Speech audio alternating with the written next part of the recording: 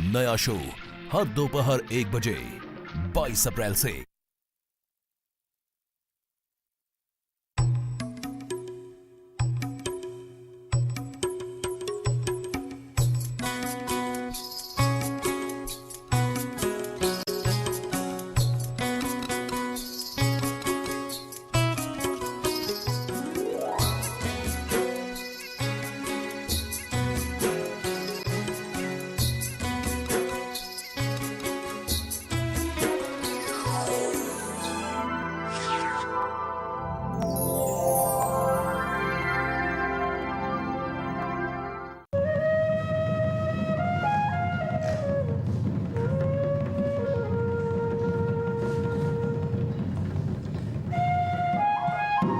आसाम एक खूबसूरत रियासत है।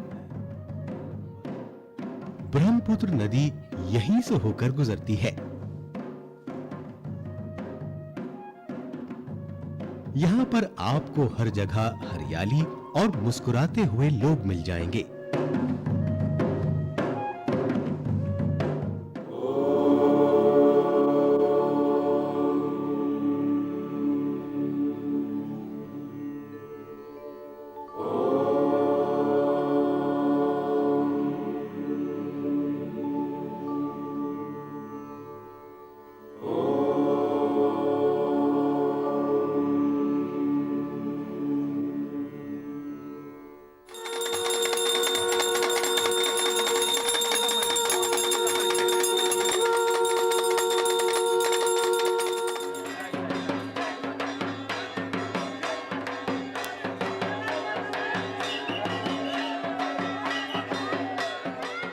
ये काली मां की भी सरजमीन है। यहां के कामाख्या मंदिर को देखने के लिए हर साल लाखों अकीदतमंद आते हैं। काली मां के बारे में अकीदा है कि वो नीलांचल की पहाड़ियों में वाक़े अपने घर से पूरी रियासत पर नजर रखती हैं।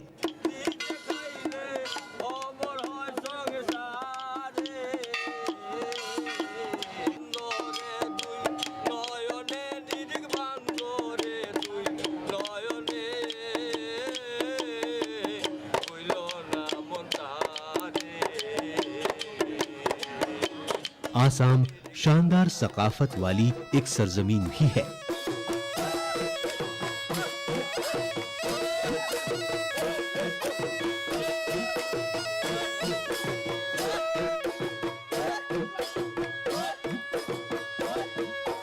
यहाँ का बिहू डांस इतना मशहूर है कि मुल्क में ऐसा कोई शख्स नहीं होगा जो इस डांस को देखकर ताली ना बजाए।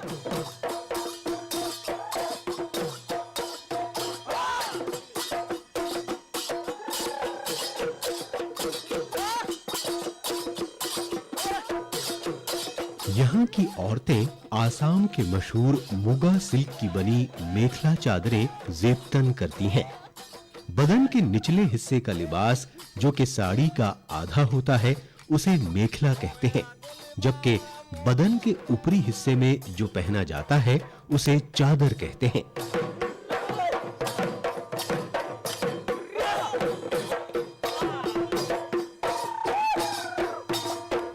इस लिबास को यहाँ की मेहनतकश औरतें और मर्द तैयार करते हैं।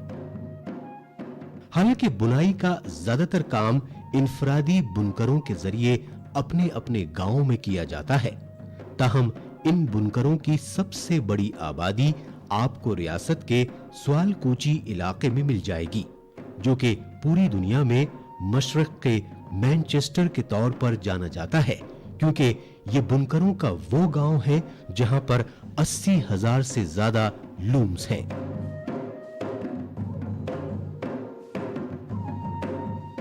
पूरी दुनिया में आसामी सिल्क की शोहरत, इसकी ऊंची कीमत और स्वालकूची की मकबूलियत के बावजूद यहाँ के बुनकर ज्यादा खुशहाल नहीं हैं। बुनाई का काम ज्यादातर गरीब औरतें करती हैं जो गांव से आती हैं और जिन्हें हर महीने सिर्फ 2,500 रुपए की तनख्वाह दी जाती है।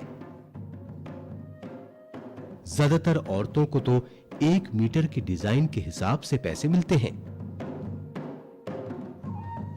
कम उजरत और खस्ताहाल जिंदगी की वजह से लोग इस पेशे में ज्यादा दिनों तक नहीं टिकते। वो उस्ताद बुनकर जो इन्हें अपने यहां मुलाजमत पर रखते हैं, उनकी भी हालत अच्छी नहीं है, क्योंकि इनके पास भी अक्सर कारीगरों की कमी रहती है। इसके अलावा बुनाई के काम में काफी मेहनत भी लगती है।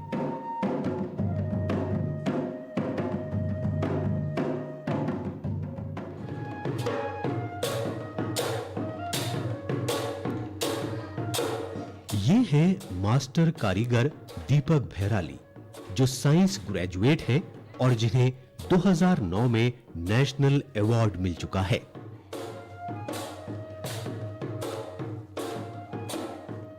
उन्होंने सवालकूची में अपनी मिसाल कायम की है।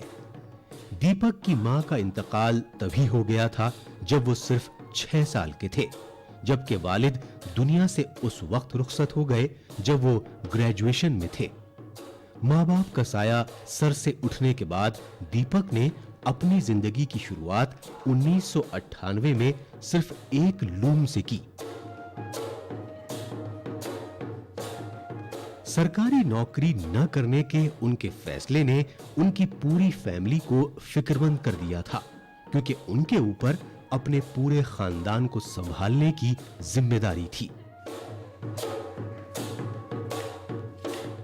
बाद में चलकर उन्होंने अपनी सलाहियत और दूरंदेशी से इन तमाम लोगों को गलत साबित कर दिया जो उनके इस फैसले से खुश नहीं थे।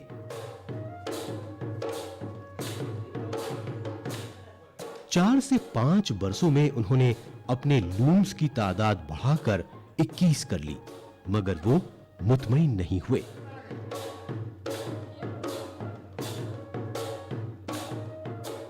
शुरुआत में उन्होंने भी आम बुनकरों की तरह ही इस काम की शुरुआत की।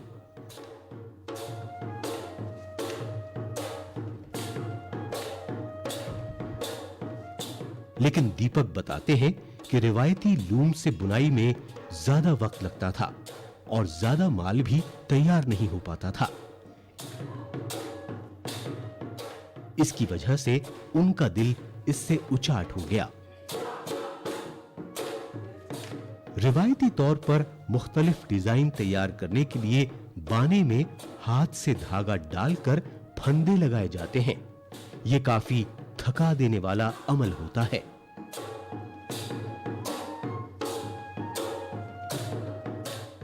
दीपक ने फिर अपनी साइंसी तालीम और अपनी सलाहियत का इस्तेमाल किया और हथकरघे की बुनाई के लिए एक मशीन तैयार की, जिससे उसकी रफ्तार में इजाफा हुआ।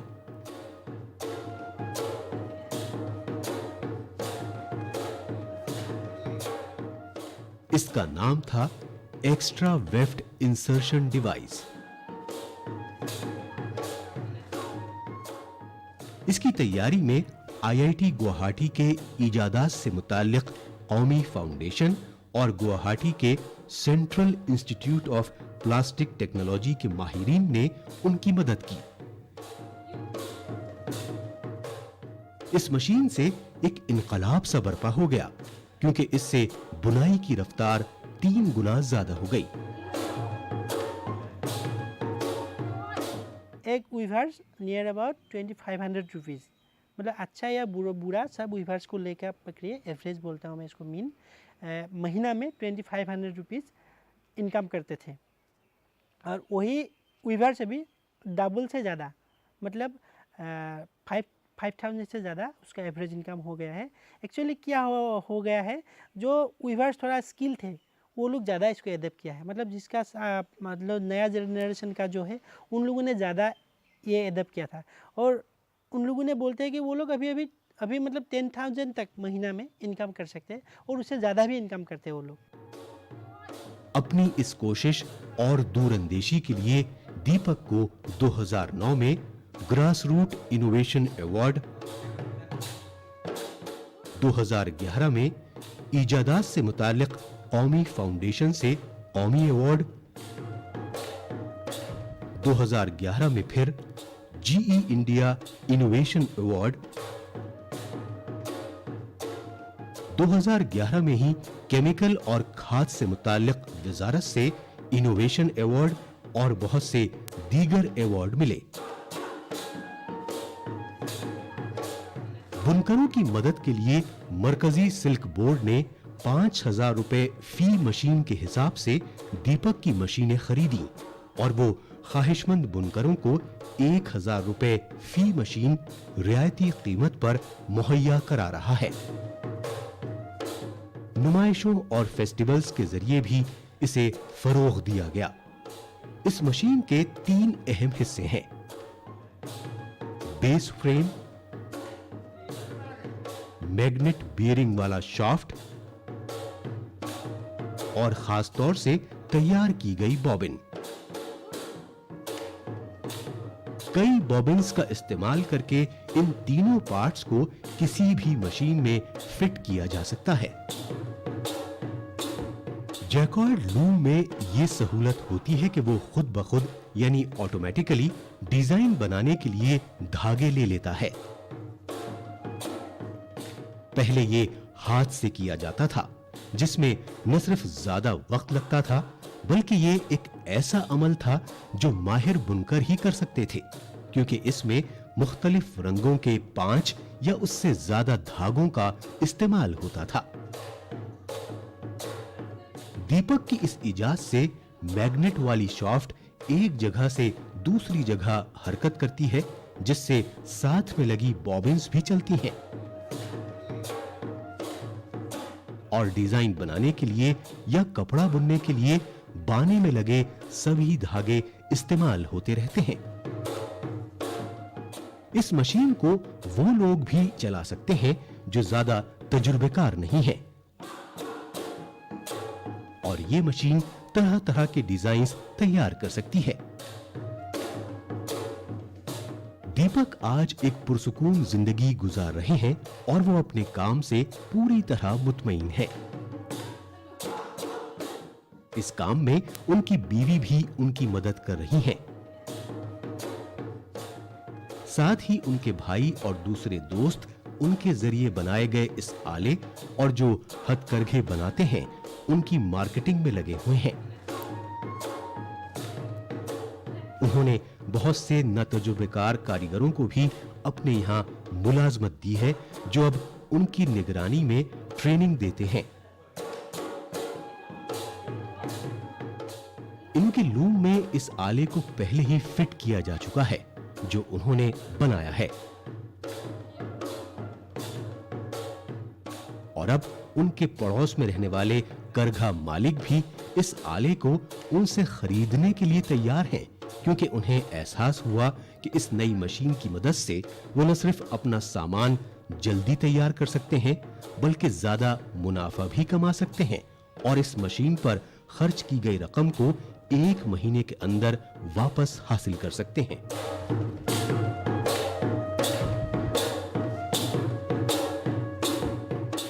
हमने मशीन का नाम रखा है सानेकी, CHANEKEE, सानेकी, the extra weft insertion device या द मल्टीबूटा वीविंग डिवाइस आप बोल सकते हैं।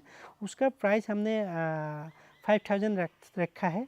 और हम जानते हैं कि ये प्राइस ज़्यादा नहीं है, क्योंकि ये मशीन आप यूज़ करने से आपका जो प्रोडक्शन है more than 2 times and near about 3 times हो जाते हैं। उससे जो आपका इन्वेस्टमेंट है आपका 1 साल में ही 1 महीना में ही वापस आ जाते हैं। और इसमें आपको इनपुट कुछ नहीं चाहिए, मतलब पावर आपको नहीं चाहिए, आप हाथ से ऑपरेट कर सकते हैं, इसलिए ये मतलब प्रैक्टिकली कन्वीनियंस है।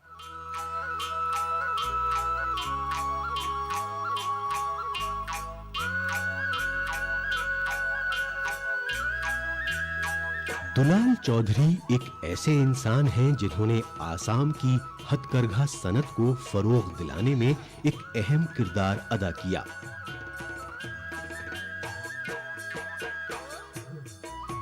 पेशे से मैकेनिकल इंजीनियर दुलाल ने रिवायती पावर लूम्स में कुछ मखसूस तकनीकी तब्दीलियां की हैं, जिससे प्रोडक्शन में नुमाया तौर पर इजाफा हुआ है। I had to do some mechanical or technological modifications in the loom. As I am a mechanical engineer, so I had tried it in 3 levels. One is the speed control, the other is the vibration control, and third one is the surfaces over which the yarn and fabric moves. So, after modification of that of the power loom, I tried again and I was successful.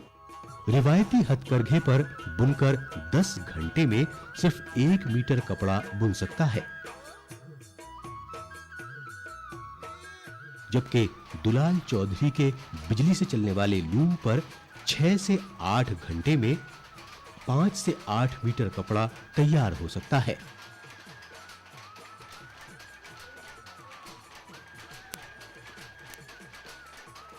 दूसरी अहम बात यह है कि चौधरी ने बाजार की मांग के हिसाब से एक ऐसा रास्ता तलाश कर लिया है जिसके तहत आम तौर पर सख्त मुगा सिल्क को नरम किया जा सकता है।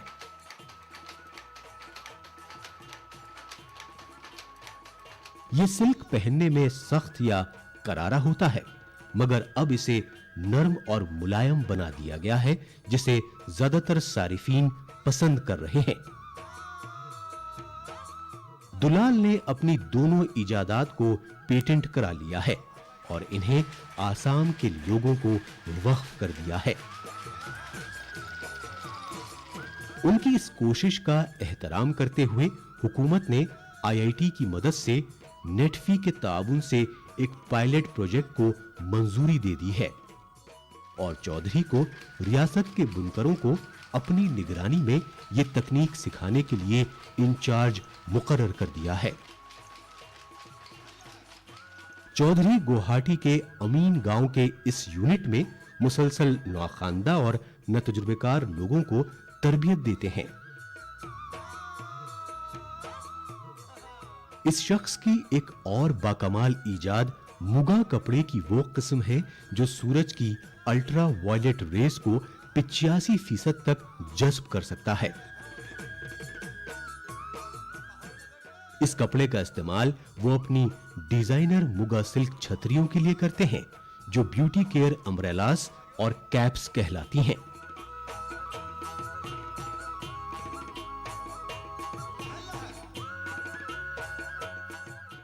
इस कपड़े को तेजपुर यूनिवर्सिटी के जरिए टेस्ट किया जा चुका है और सर्टिफाइड भी है कि ये अल्ट्रा वायलेट रेस से महफूज है।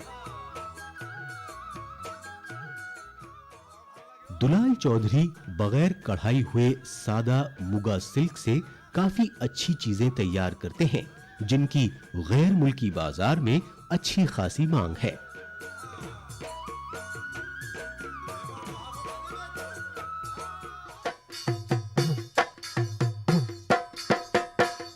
आसाम की एक और नेशनल अवार्डी हैं अनुराधा पेगु, जिन्होंने रियासत के गरीब बुनकरों की जिंदगी में एक बड़ी तब्दीली पैदा की है।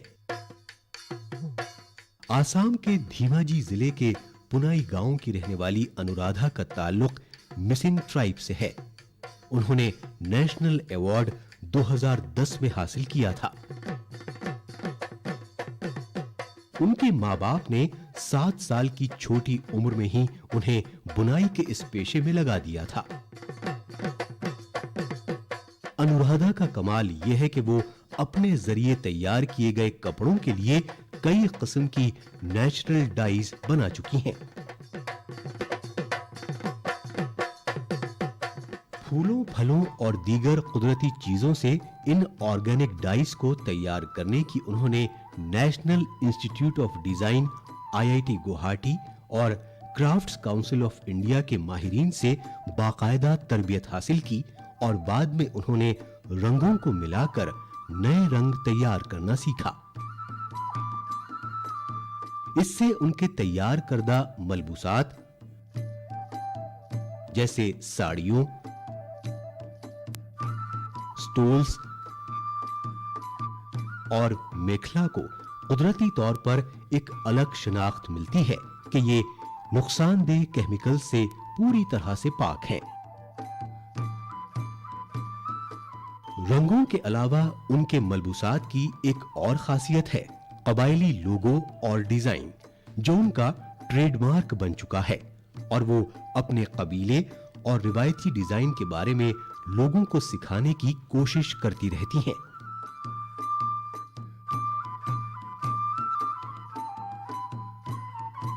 जदीद डिजाइनों को नकल करने के बजाय अनुराधा ने रिवायती पुराने डिजाइनों में एक नई जान डालकर अपनी पहचान बनाई। ডিজাইনটো হ'ল আমাৰ মিচিং ট্ৰেডিশ্যনেল মেখেলা চাদৰটোতো বহুত ডিজাইন থাকে, কিন্তু চবেইতো মেখেলা চাদৰটো নিপিন্ধে। সেইটো কাৰণে মেখেলা চাদৰৰ পৰা পুৰণা একদম যিমান পুৰণা সেই ডিজাইনবোৰ মই ৰিভাইভ কৰি আছোঁ। যিমান অসমৰ আছে আৰু আমাৰ নৰ্থ ইষ্টৰ এনেকৈ নৰ্থ ইষ্ট মানে হেৰি আৰু কাছি আৰু অলপ আছে, ডিমাচাৰ আছে, কাৰ্বিৰ আছে, এতিয়া আমাৰখিনি আছে, নগাৰো এতিয়া বনাব আৰম্ভ কৰিছোঁ। সেইটোৰ ওপৰত শাৰীত বনাই আছোঁ মেখেলা চাদৰ ৰিভাইভ কৰি পেলাই। আৰু মই বৰ্তমানলৈকে কম্পিউটাৰ ডিজাইন লোৱা নাই। ट्री ऑफ लाइफ की इस वॉल हैंगिंग ने उन्हें 2008-9 में नेशनल मेरिट अवार्ड दिलाया, जबकि म्यूजियम के मलबूसात को एक नई तरह से तैयार करने के लिए उन्हें 2009-10 में कौमी अवार्ड मिला। अपने कारोबार में होने वाले मुनाफे और तरक्की की वजह से उन्होंने बहुत सी नातजुर्बेकार, बेरोजगार और अनपढ़ देहाती औरतों की मदद की है। उन्होंने अपने जिले के 2 गांवों को गोद लिया है। पहला है खुद उनका पुनाई गांव और दूसरा है पड़ोस का कालीयोनी गांव, जहां पर उन्होंने एक फैक्ट्री लगाई है जिसमें ऐसी 40 औरतें काम करती हैं। यहां पर उन्होंने इन औरतों को ट्रेनिंग दी है। ट्रेनिंग हासिल करने के बाद अब ये औरतें दूसरी औरतों को ट्रेनिंग दे रही हैं और इस तरह उन्हें खुद मुख्तार बना रही हैं। তাত গাঁৱত 2খন গাঁও এডপ্ট কৰিছোঁ। প্ৰথমতে মই সৰু সৰু বস্তুৰ পৰা আৰম্ভ কৰিছিলোঁ। দেখিলোঁ বহুতো গাঁৱত ভুল কৰে, সেইটো কাৰণে সৰু সৰু বস্তুৱেদি 2 বছৰ কৰিলোঁ মই। 2 বছৰ কৰাৰ পিছত আপোনাৰ দেখিলোঁ যে তেওঁলোকে অলপ উন্নত হ'ল। তাৰপিছত তাত আকৌ হেণ্ডলুম টেক্সটাইলৰ পৰা আমাক এটা ট্ৰেইনিং দিব দিছিল, সেই ট্ৰেইনিঙো দিলোঁ। আৰু এটা ট্ৰেইনিং বাকী আছে এতিয়াও। তাৰপিছত এতিয়া দেখিছোঁ তেওঁলোকে পূৰা পাৰে। য'ত তেওঁলোকে সৰু সৰু কাপোৰ বনাইছিল তাত এতিয়া শাৰীও বনায়, শাৰী বনায়, মেখেলা চাদৰ বনায়। যোনটো কাপোৰ তেওঁলোকে বিক্ৰী কৰি আপোনাৰ এযোৰ কাপোৰ নিজৰ সূতাইদি নিজে বনাই বিক্ৰী কৰিলে 800 টকাৰ পৰা 1000 টকা পায়। মই এতিয়া এখন শাৰী বনাব দি তেওঁলোকক মোৰ সূতা চব ময়ে চব ঠিক কৰি দিওঁ। গুৱাহাটীৰ পৰা বাতি কাঢ়ি সজাই তাত বব দিওঁ, তাত 1000 টকা দিওঁ তেওঁলোকক এখন শাৰীত, অকল মেকিং চাৰ্জ। যোনটো বস্তু তেওঁলোকে নিজে কাপোৰ কাটি সূতা কাটি কাপোৰ বনাই 1000 টকা বিক্ৰী কৰিলে পায়। সেইটো কাৰণে তেওঁলোকে খুব ভাল পাইছে। अनुराधा ने दूसरी फैक्ट्री गुवाहाटी में लगाई, जहां पर उन्होंने 15 औरतों को मुलाजमत पर रखा, जो अब दूसरी औरतों को तरबियत देने में लगी हुई हैं और साथ ही वो अनुराधा के जरिए सिखाए गए डिजाइनों पर काम भी कर रही हैं।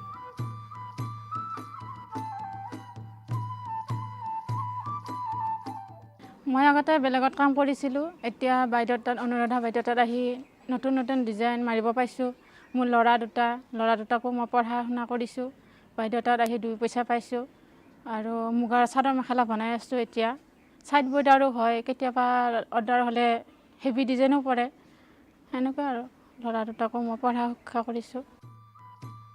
इन तमाम कामों को अंजाम देने के लिए हुकूमत की तरफ से मिलने वाले अवार्ड्स ने उनकी काफी मदद की है और साथ ही उनके लिए बहुत से मौके पैदा किए हैं।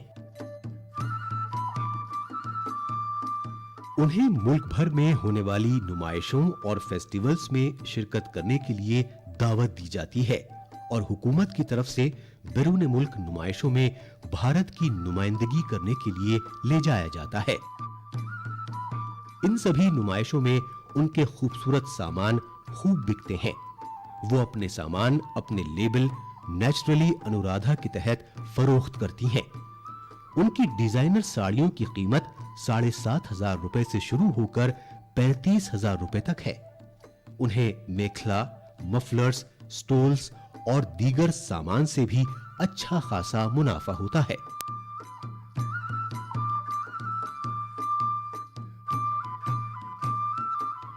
उनकी हिम्मत और लगन की वजह से उन्हें आज अपने शौहर मलय पेगू की मुकम्मल सपोर्ट हासिल है, जो उनके काम में उनका हाथ बटाते हैं।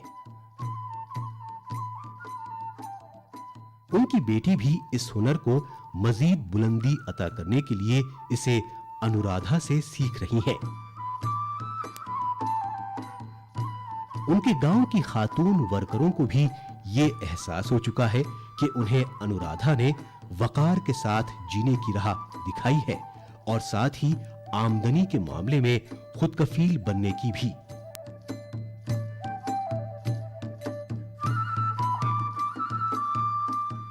ऐसी कोशिशें न सिर्फ काबिल सताइश है, बल्कि दीगर बहुत से अफराद के लिए जो दस्तकारी का रास्ता इख्तियार करना चाहते हैं, उनके लिए राह हमवार करती हैं और इस बात को यकीनी बनाती हैं कि हमारे मुल्क की बेशकीमत हथकरघा और दस्तकारी की रिवायत न सिर्फ महफूज रहे, बल्कि वक्त के साथ साथ उन्हें फरोग भी मिले।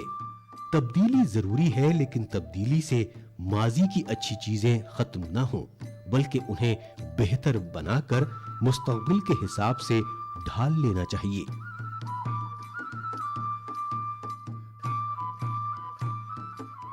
आसाम के रंग बिरंगे और दिलकश मलबूसात जो रक्स के मुख्तलिफ प्रोग्रामों में दिखाई देते हैं, उन्हें मजीद मकबूल बनाने की जरूरत है और रियासत के बुनकर यही करने की कोशिश कर रहे हैं।